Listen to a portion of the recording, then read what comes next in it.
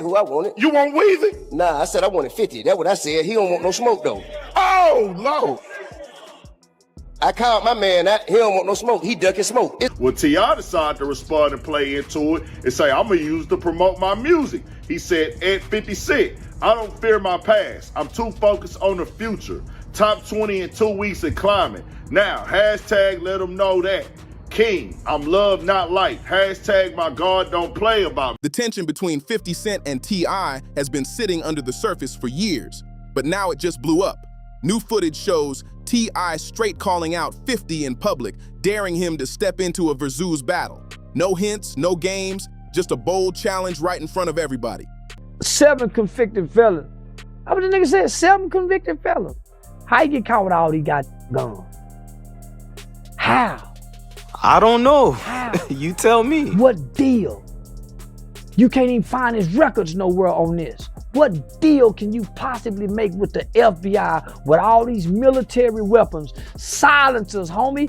As many as he had with 7. 50 didn't sit quiet for a second. He fired right back online, dropping old Crime Stoppers clips and courtroom footage, basically accusing T.I. of being a snitch.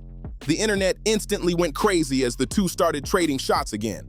This whole moment traces back to February 6th, 2026, when T.I. jumped on the Nightcap Podcast with Shannon, Sharpe, and Chad Ochocinco. He made it clear he wanted the battle the culture has been asking for. Ty even reminded people he once had his eye on battles with Jeezy and Gucci Mane, but those never happened. This time, he wants the big one. 50 Cent versus T.I., New York clashing with the South to settle a whole era. T.I. turned the heat all the way up. He accused 50 of avoiding the challenge, saying he don't want no smoke, he ducking smoke. In hip-hop, that kind of call-out hits hard. It's like getting your crown snatched in public. Hey everyone, how are you doing? I am just bringing it to your attention that it is now July the 6th. And I gave you 2 days for a grace period just because I had to get my shit together. I was having a good time, but 5 mics. There's an app check for you or a paycheck for me. T.I. doubled down and reminded everyone he had asked for this battle before, but 50 stayed quiet. Then he brought up the famous 2007 sales clash with Kanye West, hinting that 50 didn't handle that loss too well. To spice it up even more, T.I. said he'd even face Lil Wayne if needed, but everybody knew who his real target was, 50 Cent. And this move wasn't random at all. T.I. is strategic. He made the challenge on a massive podcast, pulling millions of views while promoting his final album, Kill the King, and the single, Let Him Know. Social media instantly exploded. Fans arguing, posting playlists, and debating who would actually win. This wasn't just about music. It was bigger than that. It was regional pride, street legacy, Atlanta versus New York. 2 different paths to greatness crashing head-on, and T.I. was moving like a chess player, not just a loud talker. By calling out 50 so publicly, T.I. flipped the whole narrative. I told him how much he loved her. And how did you tell his mom that her son was gone? Well, first I apologized. I apologized because, I felt that, all of those rounds were fired for me, in my opinion. In rap, perception is everything. If 50 stayed silent, people would start whispering that he was scared. T.I. painted himself as the bold one, the king ready for war, while hinting that the guy who once loved confrontation was suddenly quiet. Both of them came from rough beginnings to global fame, each building their own lane. But this challenge had the whole culture watching. T.I. mentioned Lil Wayne as another option, but everyone knew the truth. The real target was always 50 Cent. Media outlets instantly ran with it, calling it the Verzuz battle fans had been waiting for. Every headline started lining up the hits like a heavyweight fight.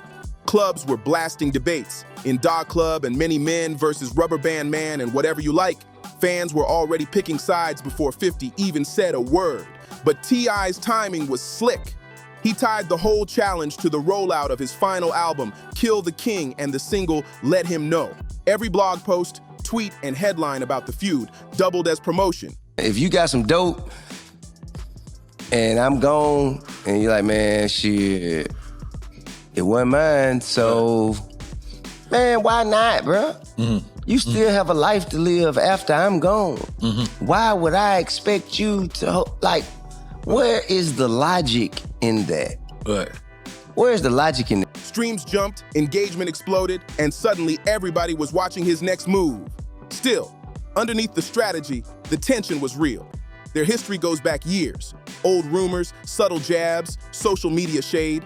When T.I spoke on Nightcap, he didn't just challenge 50, he made it look like 50 was avoiding the fight. Now the pressure was on, and 50 Cent finally fired back with that ruthless trolling energy. The battle lines were drawn, and hip-hop was locked in. Everyone was waiting to see what 50 Cent would do next. On February 6th and 7th, 2026, 50 did exactly what people expected. He launched one of his ruthless trolling runs. Instead of accepting the Verzuz challenge, he jumped on Instagram and started posting clips aimed straight at T.I, trying to paint him as a snitch. Within hours, the posts exploded online. Millions of views, non-stop debates, and timelines flooded with reactions. The first clip 50 shared was an old 2010 Atlanta Crime Stoppers commercial where T.I encouraged people to report crimes anonymously. It was originally meant to help the community, but in rap culture, that kind of clip always sparks drama. 50 added his own jab in the caption. I know Atlanta pick and choose who they support, but child gotta do better. LOL. Keep my name out your mouth. Anonymously. Some people call me Tip, but this is about another kind of tip that can help our mothers, our sisters, our brothers, and our fathers help get the perpetrators who commit crimes against them off the streets. All you got to do is call Crime Stoppers Atlanta. Tips can be anonymous, and there's even a reward. The number to Crime Stoppers Atlanta is 404-577-8477. That's 404-577-TIP. Then he slipped in a plug for his liquor brand with the hashtag Branson Cognac. Classic 50. Trolling and promotion at the same time. He didn't stop there. Next, 50 posted courtroom footage from 2008 showing T.I testifying during the trial connected to the death of his friend Phil Johnson. T.I had been called as a witness about what he saw that night, but 50 framed it differently and captioned the clip, No, I don't like it. No verses, let's do the stay away challenge and stay away from me, LOL. The message was loud. 50 wasn't stepping into a friendly battle, he was turning the whole situation into a war. Even though the situation involved loyalty and loss, 50 turned it into something sharp and ruthless. Instead of answering the Verzuz challenge, he flipped the whole conversation. Suddenly, people weren't debating music anymore. They were arguing about T.I.'s past and his reputation. 50 made his message clear without saying it directly. He acted like T.I wasn't even worth sharing a stage with. The posts exploded instantly. His comment sections filled up fast. Some fans praising him as the undisputed troll king, while others criticized him for bringing up something tied to the loss of T.Y.'s friend. But either way, the attention was massive. Every comment, repost, and meme pushed the story further across the internet, and that's exactly how 50 plays the game. This strategy isn't new for him either. He's used the same approach in past rap feuds: dig up old moments, flip them into viral content, and dominate the narrative. Falant's family find out about his death? I told him. I called his mom first, then I told his cousin. I told his little girl. How old was his little girl? His daughter was 4 years old at the time. Five years old at the time. And how did you tell his daughter that her father was dead? He's in a better place and he won't be coming back. To 50, skipping the Verzuz battle was actually a power move. Why risk a public showdown when he could control the spotlight online and keep everyone talking without stepping on stage? In the end, the confusion played right into 50's hands. He kept the spotlight, controlled the conversation, and never had to officially accept anything.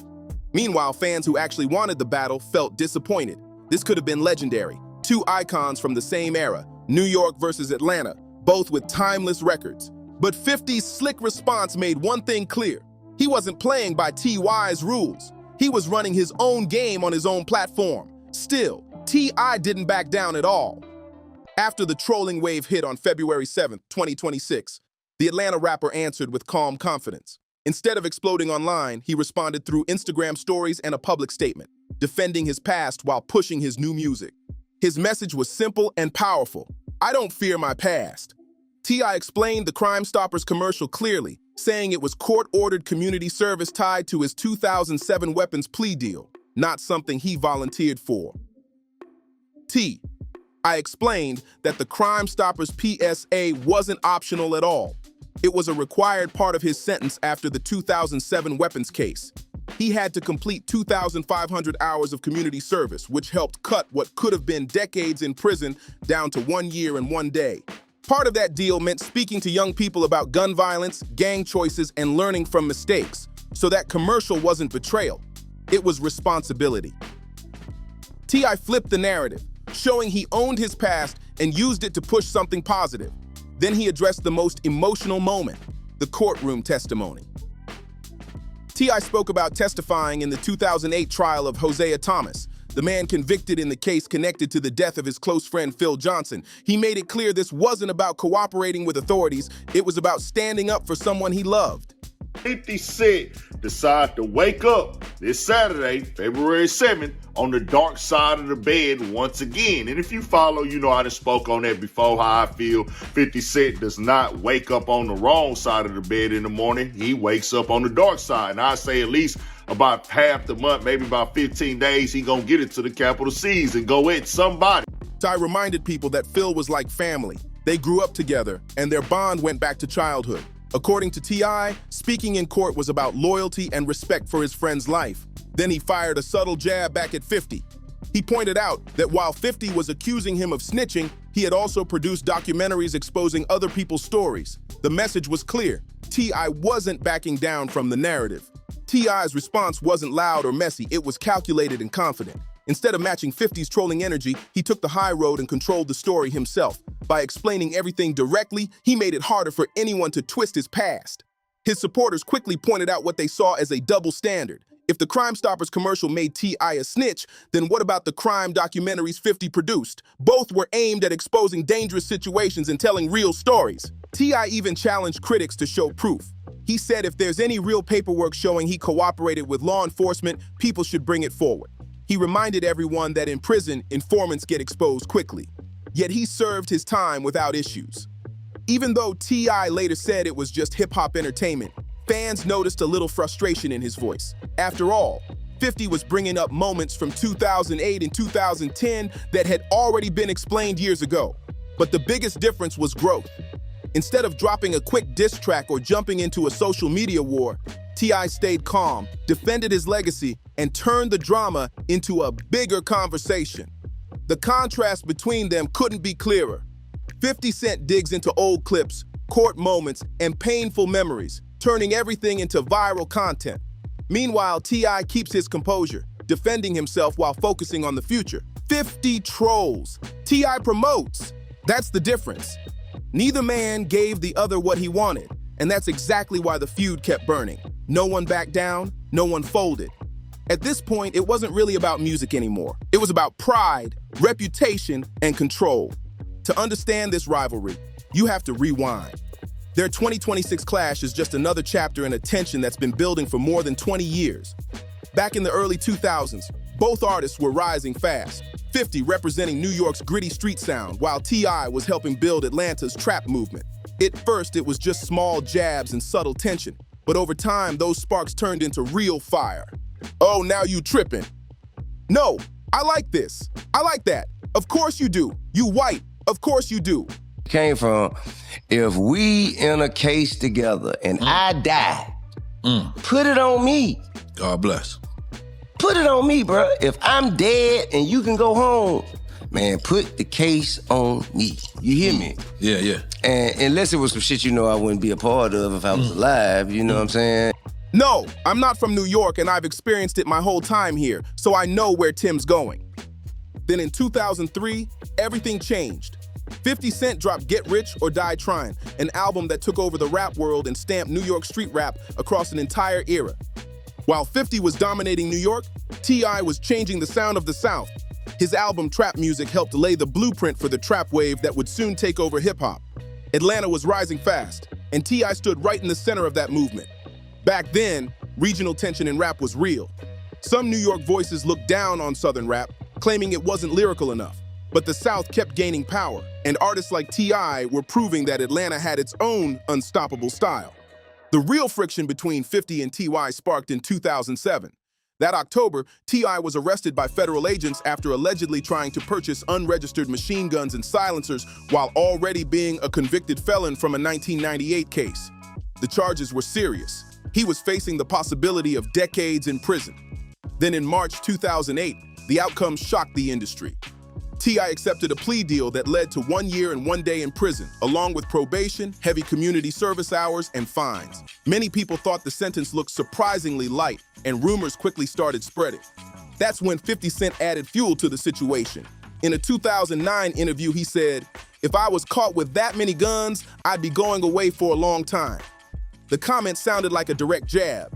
Soon after, 50 referenced the situation again on G-Unit's track You So Tough from the album TOS, Terminate on Sight. Fans immediately connected the dots and believed he was questioning how T.I.'s sentence turned out the way it did. T.I., however, didn't fire back with a diss record. Instead, he addressed it in interviews, saying the rumors were false and that worked with law enforcement. The tension between 50 Cent and T.I. cooled down at times, but it never fully disappeared. Through the 2010s, little sparks kept popping up. In 2010, after T.I. and his wife Tiny were arrested on drug charges, 50 jumped on Twitter with another slick comment. He joked that Tiny should take the fall for the situation. T.I. didn't let that slide and reportedly called the remark disrespectful and out of line. According to reports, the two eventually spoke on the phone and smoothed things over. But anyone watching closely knew the tension never really died. Every few years, 50 would resurface that same Crime Stoppers clip again, using it to question T.I.'s credibility. Then the feud lit up again in 2020 during the peak of the Verzuz era. As far in the universe of hip hop, New Yorkers have the same thing that white people with white privilege have. Oh, now you You know tripping. what I'm saying? No, I like this. I like this stuff. Of course you do. You white. Yeah. Of course you do. No, I'm not from New York, and I've experienced it my whole time here, so I know where Tim's going. Hey, On July 6, 2020, 50's birthday of all days, T.I. posted a fiery Instagram video challenging him to a Verzuz battle. 50 responded instantly with classic trolling. He joked, "Yo, somebody pass T.I. the weed they gave Smokey and Friday, LOL." Then he added another jab, saying if the battle ever happened, he'd open with You So Tough, the same track people believed was aimed at T.I. years earlier. By September, the trash talk escalated even more. 50 started clowning T.I.'s interviews, his beard, and even his music, calling himself a better specimen of a man. Underneath the jokes and memes, though, the rivalry reflected something bigger. 50 represented New York's long-standing dominance in hip-hop, while T.I. stood for Atlanta and the South's rise to power. It wasn't just two rappers arguing, it was two eras and two regions colliding. In a 2020 interview, T.I. dropped a line that instantly shook the internet. He said, "If 50 Cent were from the Midwest, he'd be Nelly." That comment hit like a grenade. It suggested that 50's legacy wasn't just about skill, it was boosted by being from New York, the birthplace of hip-hop. The statement cut deep. Suddenly, the feud wasn't playful anymore. It became a battle of pride and perception. East Coast versus the South, old power versus rising influence. 50 has long argued that T.I.'s legal past damages his credibility. In his view, real street figures don't appear in Crime Stoppers campaigns or testify in court. To him, those moments disqualify T.I. from claiming the same kind of street authenticity. But T.I. fired right back. He pointed out what he saw as hypocrisy, saying that while 50 calls him a snitch, he's also producing documentaries digging into the controversies of other major figures. T.I.'s argument was simple. If his PSA gets labeled snitching, then what should people call those expose-style projects? Different methods, same idea, exposing problems. One thing is clear though, both men came into 2026 carrying years of drama and grudges. And for 50 Cent especially, conflict has always been part of the brand. Now, wait a minute. Let me tell you something. New York, the origin, the mecca of hip hop. Birthplace. The origin, the place, the birthplace. Can't never deny that, can't never take it away. The capital of the financial commerce. You know, y'all got all the money. For 50 Cent, beef isn't just drama, it's strategy. He's built a reputation for turning rivalries into headlines that keep his name everywhere. His most infamous battle will always be with Ja Rule and Murder Inc. That rivalry goes all the way back to 1999, after one of 50's associates allegedly robbed Ja Rule. The tension exploded quickly, and by 2000, a nightclub fight in Atlanta ended with 50 getting stabbed. After that, the music turned into full warfare. Diss tracks flew from both sides, and the conflict dominated hip-hop conversations for years. Then came another explosive chapter with The Game. At first, he was part of G Unit, but in 2005, everything collapsed. During a Hot 97 interview, 50 publicly kicked him out of the group. Within hours, the situation spiraled, with chaos outside the station and diss records flying across the industry. Next up was Rick Ross. That feud started in 2008 and quickly turned ruthless. 50 mocked Ross's past as a correctional officer and constantly taunted him online. Again and again, the formula looked the same. Find a weakness, spotlight it, and turn the feud into a massive public spectacle. That pattern is exactly why every conflict involving 50 Cent grabs attention fast. Now with T.I., many people say 50 is just running the same play again. Turn controversy into attention. In his world, beef isn't only personal, it's business. And the list of people he's clashed with is huge. Over the years, he's thrown shots at Fat Joe, Jadakiss, Nas, Cameron, Young Buck, Lloyd Banks, and plenty more.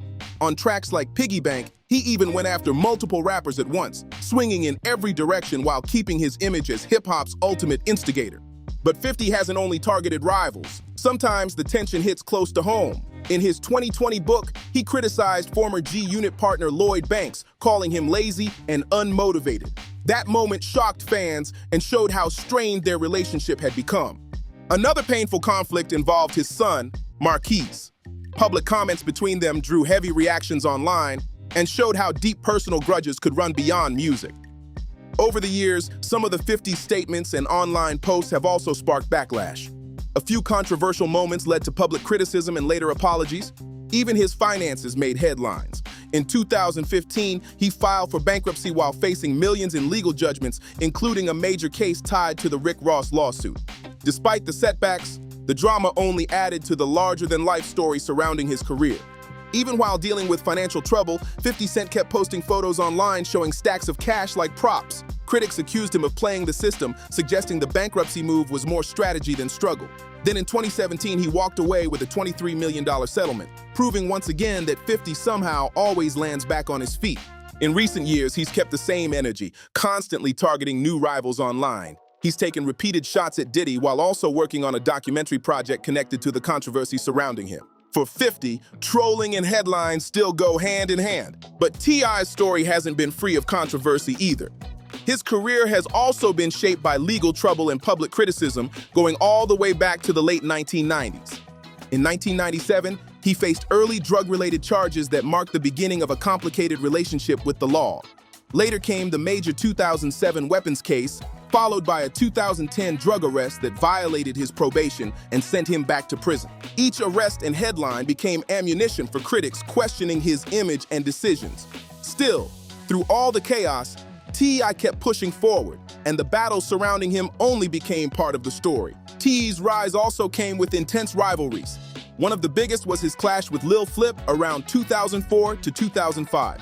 The fight centered on the title King of the South. Both rappers wanted the crown, and the tension grew so serious that their crews were reportedly involved in a shootout in Houston. The drama finally cooled in 2005 after respected music figure Jay Prince stepped in to help settle things. Then there was his rivalry with Ludacris. The two Atlanta stars traded diss records and sharp bars while competing for dominance in their city. Eventually, the tension faded, and the two moved forward.